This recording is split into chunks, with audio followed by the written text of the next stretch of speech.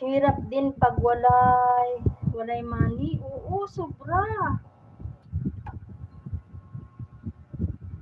Tapos 'pag may idi-demand ako, halimbawa nung nag-demand ako, sana pinadalhan sabi mo, may iniipon siyang pera para sa akin.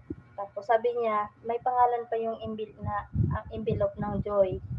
Pera ko din daw yun, yung iniipon niya. Sabi ko, nag-ipon ka ng nag-ipon, ayaw mo naman ipadala sa akin, paano ako mag-ano ng mga papers, wala naman akong pera.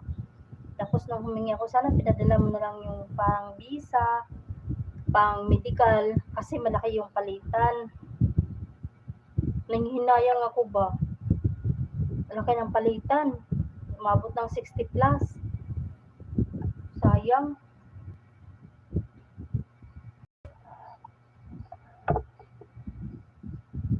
Tapos nung pinadala na ang para sa visa, hindi ko naman pwede galawin yun na